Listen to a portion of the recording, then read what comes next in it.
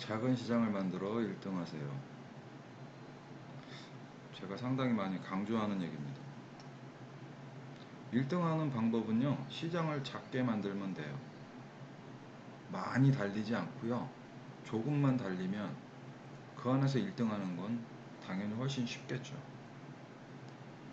예전에 뭐 지방에 뭐 천안이라고 할게요. 그 당시에는 그분하고 제가 뭐 사이가 좋았으니까. 천안에서 이제 한정식 집으로는 꽤 유명한 식당이 서울로 입성하겠다고 그러더라고요. 서울로 가서 본때를 보여주겠다. 그래서 제가 그랬어요. 왜 그런 생각을 하냐. 서울로 가서 본때를 보여주는 게 무슨 의미가 있냐. 서울 가서 진짜 1등을 할 것 같냐? 못한다. 100등도 못 할 거다. 100등도. 서울이란 시장이 얼마나 큰데 그런 생각을 하냐. 근데 천안에서는 지금도 상위권이니까 조금만 더 노력하시면 천안에서는 무조건 1등 할 수 있다. 그렇게 얘기를 했죠. 그리고 뭐 실제 지금 아마 뭐 천안에서는 1등으로 알고 있습니다. 자, 보세요. 서울에 1등 하는 사람이 천안에 1등, 대전에 1등, 대구에 1등하고는 말을 섞어요.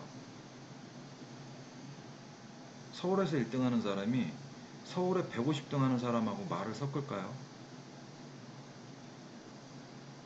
아, 이건 상황 논리예요.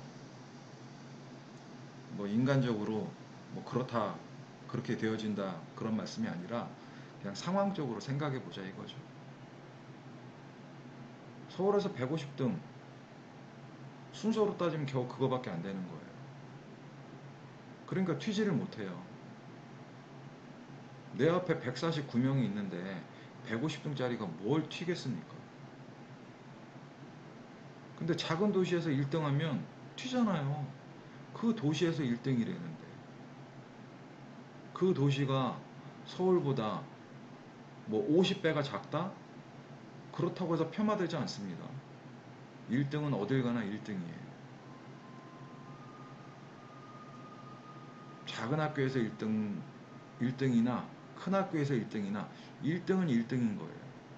내신은 1등급 다 똑같습니다. 시장을 작게 만들면 1등 하기가 쉬워진다는 거죠. 요새 제가 유튜브를 이제 장사하시는 분들 유튜버를 많이 봐요. 근데 보다가 이제 뭐 자괴감이 좀 들더라고요. 뭐 수백억을 벌었다느니, 뭐 브랜드를 팔고 뭐 빌딩 여러 채를 샀다느니, 그것도 뭐 나이로 치면 뭐 한 30대 후반, 뭐 40대 정도 되시는 분들이 뭐 수백억 자산가가 되셔갖고 컨설팅한 얘기들, 컨설팅은 이렇게 하는 거야, 장사 이렇게 하세요 라는 얘기를 하는 걸 보니까 아이고 저는 거기 끼면 안 되겠더라고요. 저는 겨우 집 한 칸 갖고 있는 게 전부인데 그러면서도 행복하다고 만족해하는 사람이라 그런 시장에는 제가 기웃하다가 큰일 날 것 같더라고요. 그분들이 그렇게 돈을 벌 때는 그만한 노력이 있을 겁니다. 저는 사실 지금 노력을 거의 안 하는 편이고요. 일이라고 해봐야 하루에 마창 뭐 한두 시간 정도 하는 게 제 일의 전부고요. 밖에 나가서 일하는 시간은 일주일에 하루나 이틀 그 정도밖에 없어요. 그 외에는 일 안 합니다. 그러니까 저는 많은 돈을 벌 수가 없는 거죠. 저는 제가 일을 많이 안 하기 때문에 지금 버는 제 수입에 만족합니다. 미친 듯이 죽을 듯이 일해갖고 더 많이 벌고 싶은 마음 없어요, 저는. 저는 1등을 해본 적이 별로 없습니다. 그래서 1등은 하고 싶은데 해본 적이 없으니까 어떻게 하면 보다 수월하게 1등을 할까? 그런 궁리를 많이 해요. 그러다가 깨달은 것이, 어? 경쟁자가 없으면 내가 자연히 1등이 되는구나. 1등이 돼서 먹고 사라지면 그걸로 행복해질 수 있고 그걸로 만족해질 수 있는 거구나. 그걸 깨달은 거죠. 그래서 도심지를 벗어나기 시작했습니다. 가든에 나가서도요, 유명한 대형 규모의 식당들이 있는 가든은 철저하게 피했어요. 벌판, 주변에 식당이라고 여기 있을까 싶은 자리, 그런 자리를 선택했죠. 경쟁자가 없으니까 1등이 될 수밖에 없잖아요. 다행히 우리 마창 식구들이, 경자파 분들이 제 말씀을 믿고 따라와 주셨죠. 처음부터 잘 된 분들은 거의 없고요. 대부분 뭐 짧게는 6개월, 길게는 뭐 2년 이상 고생하신 분들도 있어요. 하지만 그 고비를 넘어서니까 고생 끝에 낙이 왔죠. 그리고 모든 사람들이 한결같이 말합니다. 이렇게 기똥찬 자리를 어떻게 구했냐고. 어떻게 구한 게 아니죠. 남들이 관심 거들떠도 보지 않는 그런 자리라 그냥 내가 적은 돈으로 차릴 수 있었던 거예요. 적은 돈으로 차리고 내가 버텨내는 시간을, 그 아픔을 내가 피눈물을 흘리면서 견뎌낸 거고요. 그것을 조금 더 빨리 견디기 위해서 메뉴는 한 가지만 팔았고요. 영업시간은 줄였고요. 그렇게 해서 손님들한테 관심을 끌어냈던 것이죠. 자, 시장을 줄이는데 성공하려면요, 확실히 그거 하나만 잘하면 됩니다. 누누이 말씀드리지만 지금 세상은 너무너무 좋아졌어요.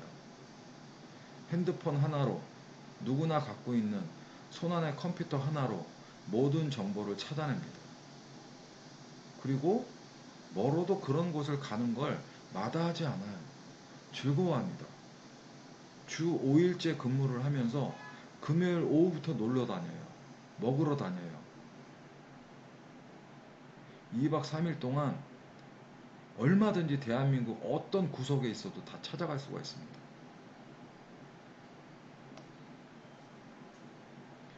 음식 잘하시는 분들 많아요.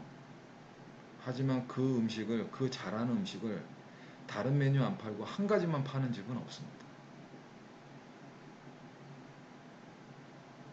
그래서 시장이 저절로 좁혀지는 거죠. 10가지를 파는 식당 100개 중에서 1등 하는 것보다 한 가지만 만들어 파는 식당 5개, 6개 중에서 1등 하는 게 훨씬 더 쉽다는 말입니다. 그걸 몸소 경험해 보시면 된다는 거죠. 아주 오래전에요, 제가 착석바라고 하죠. 여 종업원이 옆에서 말 걸어주는 그런 바를 28인가 29살밖에 안 된 친구가 차리겠다고 덜컥 계약을 해버렸어요. 그게 선능력이었고요. 자리는 굉장히 좋았어요. 지하였지만 자리는 상당히 좋았습니다. 주변에 템프로, 점어들이 즐비한 그런 룸사롱 밀집 지역이었어요. 거꾸로 얘기하면 그만큼 경쟁자가 많다라는 거, 수준이 높다라는 거. 그래서 바로는 승산이 절대 없다라는 그런 결론에 도달하는 거죠. 그래서 제가 그때 빠지만 당연히 룸사롱하고 겹치지 않죠. 바는 그냥 대화를 해주는 역할이고요. 룸사롱은 뭐 술도 따라주고 뭐 같이 이렇게 놀아도 주고 춤도 추고 노래도 불러주는 그런 역할이니까 시장 자체는 좀 틀리죠. 근데 거기서 시장을 더 좁혀보자고 제가 제안을 했어요. 당시 룸이 5개인 바였는데 이 룸 하나에서 손님 한 팀만 받으면 그냥 그 룸은 영업을 안 하는 걸로, 그렇게 해서 상호를 원테이블 바로 정했습니다. 원테이블 바, 하루에 한 팀만 받고 그 테이블은 더 이상 손님을 받지 않습니다. 물론 바니까 룸사롱처럼 뭐 2시간이라는 시간 제약이 있는 건 아닙니다. 뭐 2시간인지는 제가 왜 아는지는 잘 모르겠네요. 뭐 한 타임이 2시간인 걸로 저는 알고 있고요. 그 바는 시간 제약은 없어요. 근데 손님이 아는 거죠. 이 테이블은 오늘 내가 썼으니까 이 뒤로는 손님을 더 이상 받지 않는다는 걸 아는 거예요. 그러니까 훨씬 더 기분 좋게 마실 수 있는 거고요. 오래 마시다 보니까 당연히 양주를 더 많이 마시겠죠. 한 병 먹고 두 병 먹고요. 두 병 마실 거 세 병 마시고 이렇게 되다 보니까 룸 하나에서 나오는 매출액이 꽤나 컸습니다. 꽤나. 그래서 29살 주인이 방 5개인 룸사롱도 아니고 바를 갖고 착석 바를 가지고서 매달 1,000만 원이 넘게 수입을 올렸어요. 그게 벌써 10수년 전 얘기입니다. 제가 30대 한 후반쯤에 일어났던 일이니까 뭐 횟수로 따지면은 한 14, 15년 전 그때 1,000만 원을 넘게 번 거예요. 저는 컨설팅으로 한 달에 2, 300벌이 겨우 간신히 하던 시절이었는데 오늘도 여지없이 얘기가 또 이상한 방향으로 흘러갔습니다.